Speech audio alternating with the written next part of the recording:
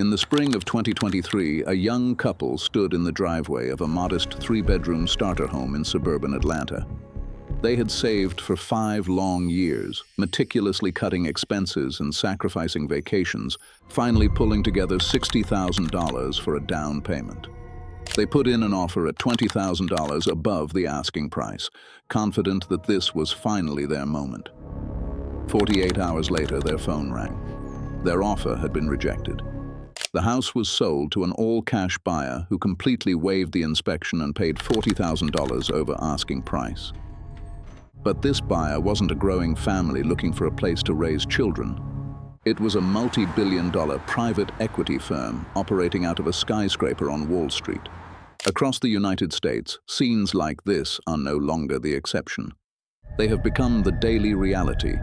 The traditional American dream of home ownership is breaking, pushed far out of reach for an entire generation by a toxic mix of record housing prices, crushing mortgage rates, and a massive corporate takeover of residential real estate.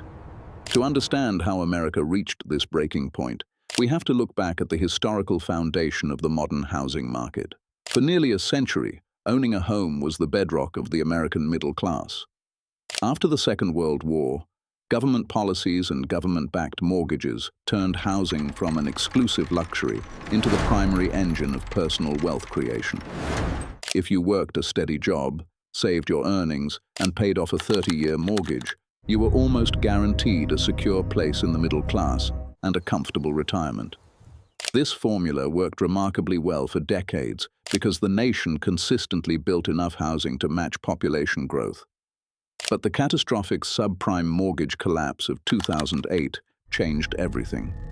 When the housing bubble burst, millions of foreclosures wiped out trillions of dollars in wealth, and home builders across the country went bankrupt.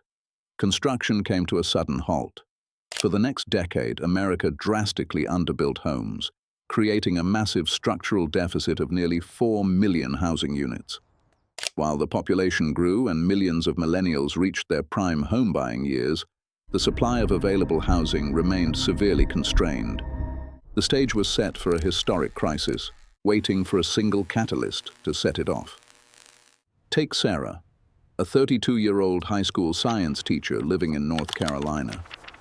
Like millions of Americans in her demographic, Sarah followed every traditional rule of financial responsibility.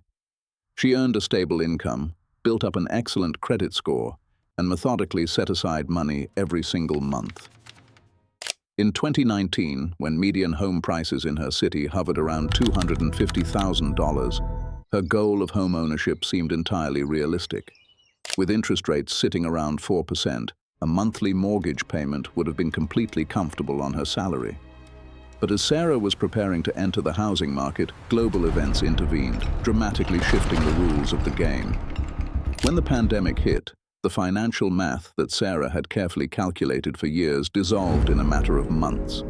What she did not realize at the time was that her struggle was not a personal failure, but the direct result of massive macroeconomic forces that were fundamentally reshaping who gets to own property in America.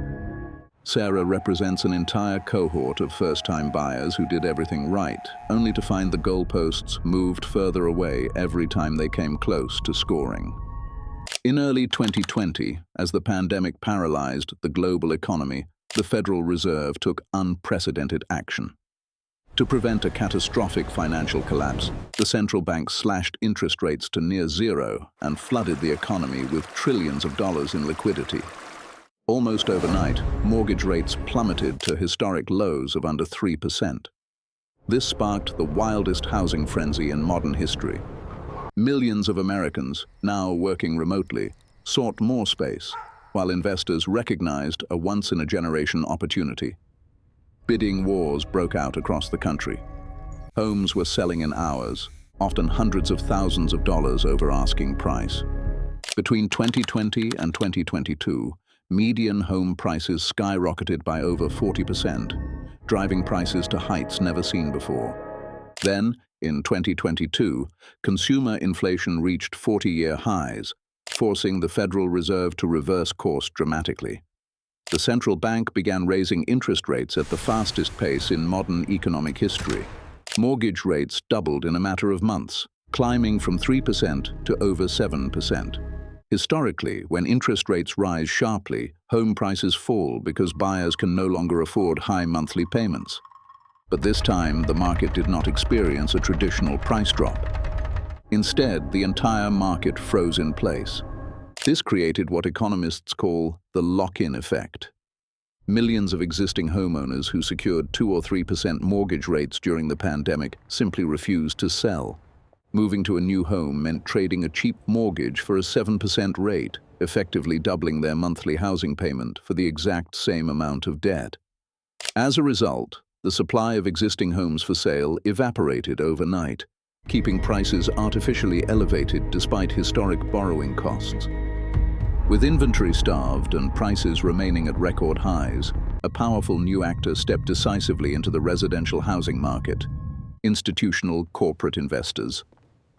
Wall Street private equity firms, backed by billions of dollars in low-cost capital, realized that if ordinary families could no longer afford to buy homes, they would be forced to rent them instead. Companies began purchasing entire developments in single-family neighborhoods, turning potential starter homes into permanent rental properties. In major metropolitan areas like Atlanta, Phoenix, and Charlotte, corporate buyers at times accounted for over 20% of all single-family home purchases. First-time buyers like Sarah were no longer just competing against other local families. They were competing against multi-billion-dollar hedge funds capable of making all-cash offers within minutes of a listing going live, completely sweeping local buyers off the field. The financial burden on the average American quickly became unprecedented. In 2020, the median household needed roughly 20% of its gross income to cover the mortgage on a median-priced home. By 2023, that figure surged to over 40%, a severe level of housing unaffordability not seen since the peak of the 1980s inflation shock. To fully grasp why this crisis is so dangerous, we must compare it to the great financial crisis of 2008. Many hopeful buyers have been holding back, waiting for a similar housing market crash that will dramatically drop prices and bring relief. But today's crisis is fundamentally different in almost every structural way. In 2008, the market was built on a foundation of subprime loans given to unqualified borrowers, creating an enormous surplus of housing built on bad debt. When those predatory loans defaulted, millions of foreclosed homes flooded the market, causing prices to collapse. Today, the underlying mechanics are completely reversed. Homeowners today hold record-high credit scores and massive amounts of accumulated equity. The crisis of the 2020s is not a subprime debt bubble. It is a structural shortage of physical homes combined with ultra-high borrowing costs.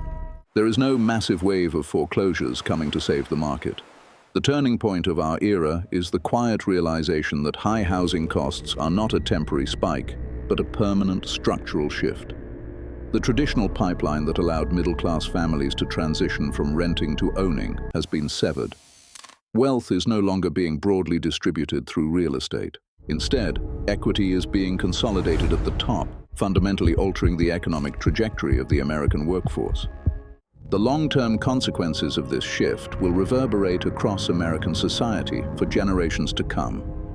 Historically, home equity has represented the single largest source of wealth for the average American household, accounting for over 60% of total net worth for middle-class families. By pricing out first-time buyers, society is systematically denying an entire generation the primary vehicle used to build wealth, fund higher education, start small businesses, or secure a comfortable retirement. Instead, America is rapidly dividing into two distinct social classes: a protected class of property owners who locked in historically low interest rates and accumulated record equity, and a permanent tenant class forced to allocate an ever larger portion of their monthly paycheck toward rising rent. This structural shift drains disposable income out of local economies, restricts geographic mobility, and forces young adults to delay major life milestones like getting married or starting a family. When homes cease to be places where families build lives and instead become financial commodities traded on corporate balance sheets, the underlying social contract of the nation changes. The housing affordability crisis is no longer just an economic issue or a debate over interest rates and inventory metrics. It is a profound socio-economic shift that redefines what it means to be part of the middle class in America.